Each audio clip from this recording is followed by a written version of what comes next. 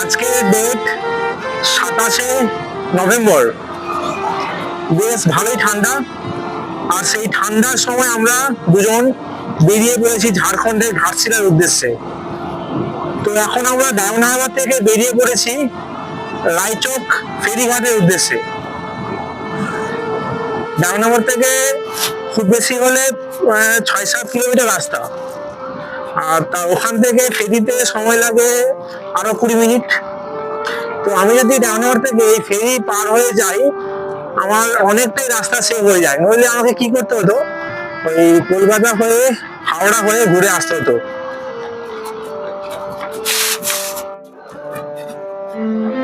এই যে এখন পৌঁছে গেলাম রায়চক ফেরিঘাট।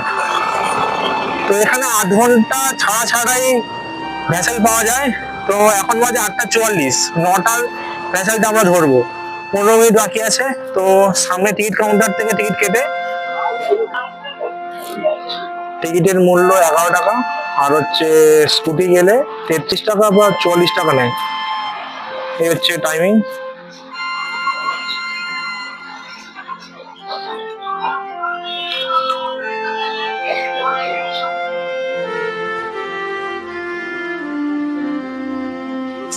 আর একটা স্কুটি মিলিয়ে মোট 66 টাকা নিয়েছে।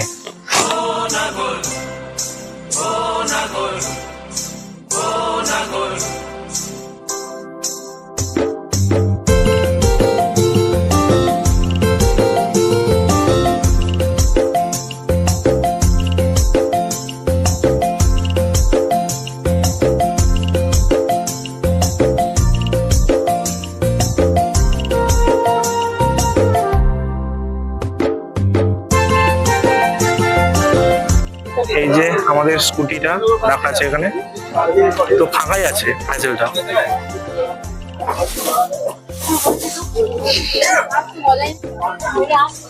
পৌঁছে গিয়েছি কুকড়াহাটি ফেরিঘাট।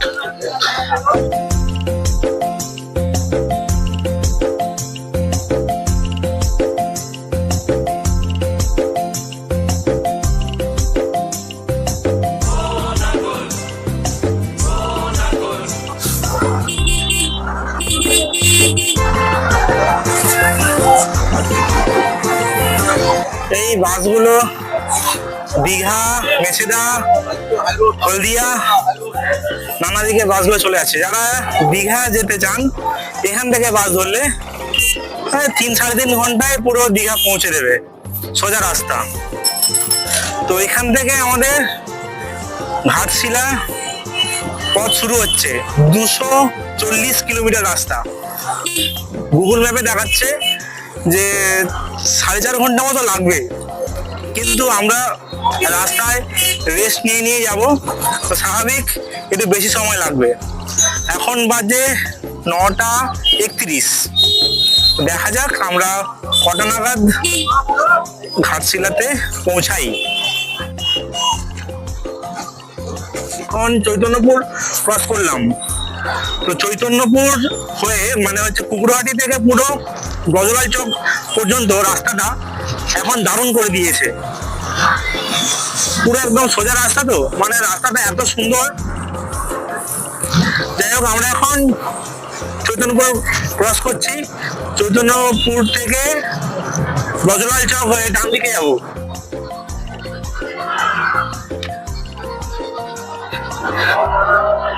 নাম হলো, এই জায়গাটার নাম হলো বজলাল চক। বজলাল চক থেকে এবার আমাদের ডবল লেনের হাইওয়ে শুরু হচ্ছে। এখান থেকে আমরা রাইট সাইডে যাব।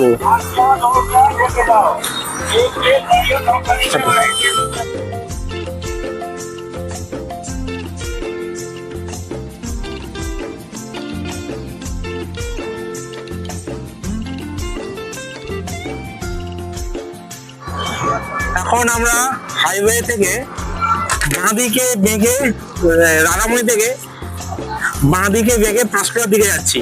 তো এই রাধামণিতেই এখন আমাদের সকালবেলা টিফিনটা সেরে ফেললাম। সকালবেলা নয়, যদিও এখন 10:30, 10:50 মতো বাজে। তো এখন আমরা হচ্ছে টিফিনটা সেরে ফেললাম।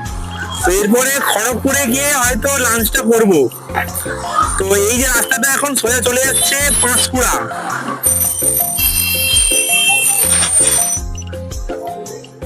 এই যে রাস্তাটা এইটা দিয়ে চলে গেলে পাঁশকুড়া স্টেশন, একদম সোজা একটুখানি গেলেই পাঁশকুড়া স্টেশন।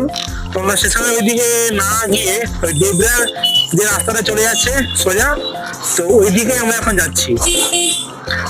এর উপর দিয়ে যে ট্রেন লাইনটা আছে, তো এটা ওই হাওড়া থেকে সাউথ সেকশনের যে ট্রেন, মানে ওই চেন্নাই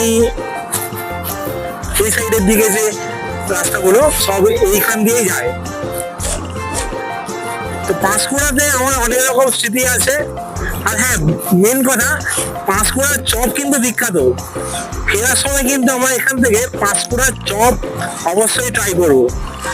এখন আপাতত আর করছি না, সকাল সকাল খেয়ে যদি পেট খারাপ হয় বাপ।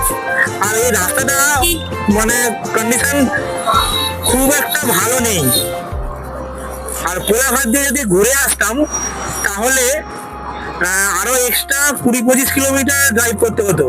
সেই জন্য ওই রাস্তাটা সেভ করার জন্য এইটা দিয়ে আসা। রাস্তাটা কম, তবে খুব যে খারাপ রাস্তা এমনটা নয়, মোটামুটি রাস্তা। এই যে ব্রিজটা, আচ্ছা এই যে নদীটা দেখা যাচ্ছে, এই যে এইটা, এখন জলটা দেখুন পুরো পরিষ্কার সবুজ জল, পরিষ্কার জল খুব। আর যে কত শান্ত। এই নদীটার নাম হচ্ছে কংসাবতী নদী। আর এই নদীটা এখন যতটা শান্ত আছে, বর্ষার সময় পুরো একদম ভাসিয়ে নিয়ে যায়, পুরো একদম মানে পুরো বন্যা হয়ে যায়। ওই যে ঘাটাল ঘাটাল বলে না, সে আমরা হচ্ছে বর্ষাকালে টিভি চ্যানেল খুললেই আমরা শুনতে পাই যে ঘাটালের কথা। সে ঘাটালে যে নদীতে বন্যা হয় সেটা হচ্ছে কংসাবতী নদী। আর এই হলো সেই কংসাবতী নদী। এই পাঁশকুড়ার এই সাইডেও পুরো বন্যাতে ভাসিয়ে দেয় পুরো।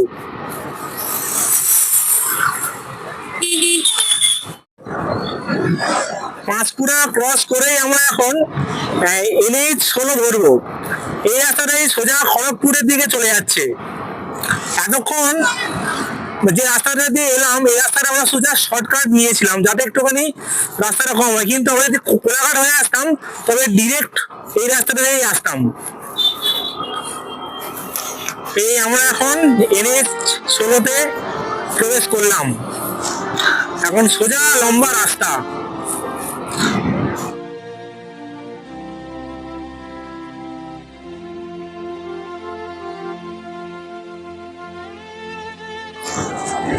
খড়গপুর ঢুকতে চলেছি।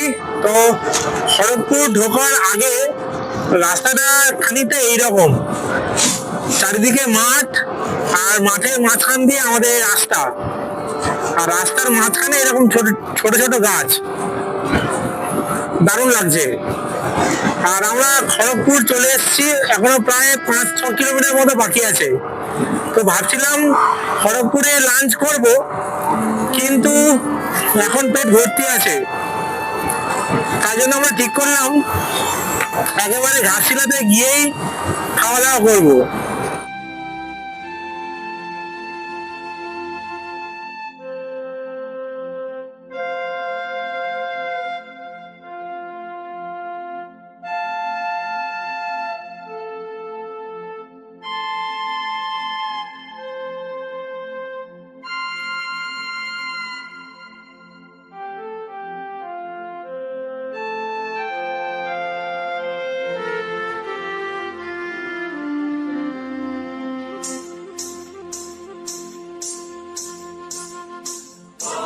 এই বাঁ দিকে রাস্তাটা এটা চলে যাচ্ছে ঝাড়খণ্ডে ঢুকছে, আর ওইদিকে রাস্তাটা চলে যাচ্ছে ডান দিকে, ওটা চলে যাচ্ছে মেদিনীপুরের দিকে। তো আমরা মেদিনীপুরের দিকে না গিয়ে আমরা চলে যাচ্ছি এখন ঝাড়খণ্ডের দিকে। এই রাস্তাটা সোজা ঝাড়খণ্ড স্টেটকে কানেক্ট করছে। আগে আমরা ন্যাশনাল হাইওয়ে 16 ধরে আসছিলাম, এখন আমরা আসছি 49 এই রাস্তাটা ধরেই আমরা এখন পুরো ঘাটশিলা পর্যন্ত যাব। এই রাস্তাতে যা দেখতে পাচ্ছি লরির সংখ্যাটা অত্যাধিক বেশি, বড় বড় লরি।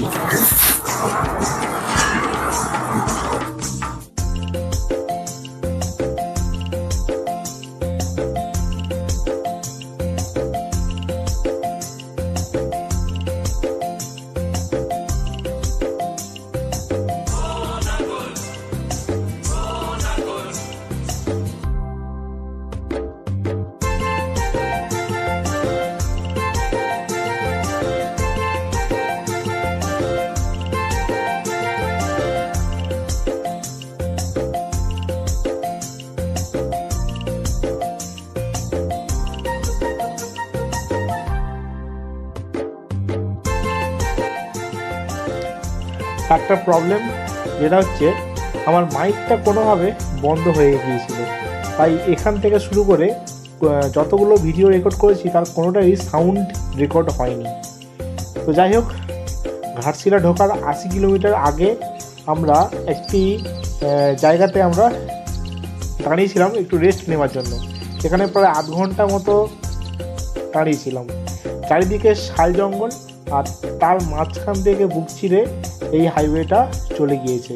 যাই হোক, এখানে কিছুটা সময় দাঁড়িয়ে রেস্ট নিয়ে জল খেয়ে আবার আমরা বেরিয়ে পড়লাম ঘাটশিলার উদ্দেশ্যে। এখান থেকে ঘাটশিলার দূরত্ব প্রায় 78 কিলোমিটার মতো বাকি ছিল। তো আমাদের এখনও কিছু খাওয়া হয়নি। আমরা ঘাটশিলা গিয়েই আমরা দুপুরবেলার লাঞ্চটা সারলাম। রাস্তার দুই ধারে অসাধারণ দৃশ্য, দুই দিকে শুধু শাল জঙ্গল, আর তার মাঝখান দিয়ে এই রাস্তাটাও ঠিক তার চেয়েও সুন্দর, অসাধারণ সুন্দর লাগছিল রাস্তাটা। যেহেতু সাউন্ড রেকর্ড হয়নি, সেই জন্য বেশি না কথা বলে আপনারা শুধু রেকর্ড করা ভিডিওগুলোর অসাধারণ দৃশ্যগুলোর মজা নিতে থাকুন।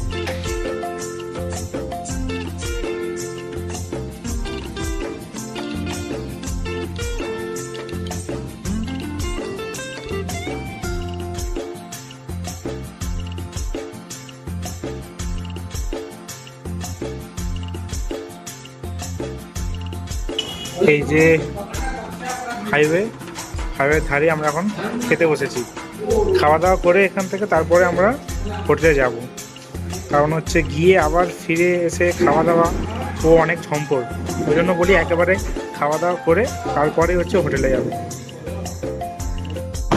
খাওয়া দাওয়া শেষ করে এবারে হচ্ছে আমাদের যে হোটেল পৌঁছলাম।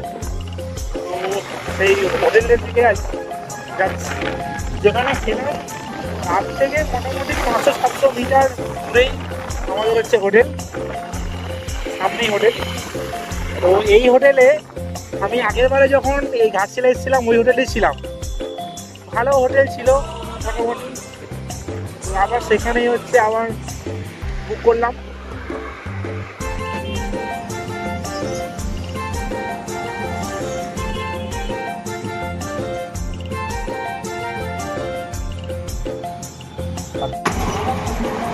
এই হলো হচ্ছে আমাদের হোটেলের সামনে এরকম ঠিক ভিউ। আর হচ্ছে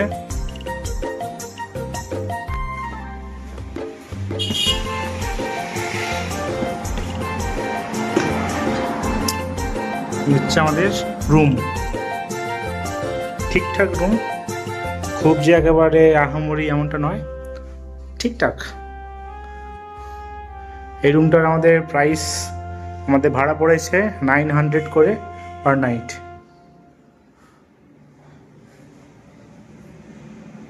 বাথরুমের কন্ডিশনও ভালোই আছে, গিজার আছে।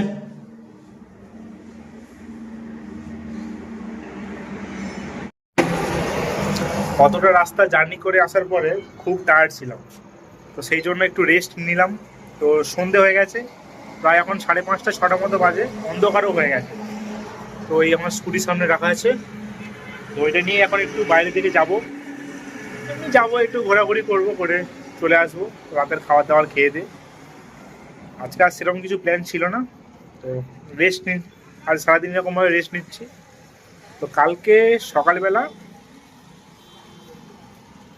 আমরা ঘুরতে বার হবো। তো আজকে আমার এই ভিডিও এখানেই শেষ করছি। খুব শীঘ্রই দেখা হচ্ছে আবার কালকের পার্ট, মানে নেক্সট পার্ট, যে আমরা কোথায় কোথায় ঘুরতে গিয়েছি, কী কী খেয়েছি, কী কী দেখেছি, এই সব কিছু নিয়ে আপনাদের সঙ্গে আসছি নেক্সট পার্টে। তো এখনকার মতো টাটা, দেখা হচ্ছে খুব শীঘ্রই। আর হ্যাঁ, যারা এখনও আমার চ্যানেলটিকে সাবস্ক্রাইব করেনি তাড়াতাড়ি একটু ওটা করে দিন, ঠিক আছে?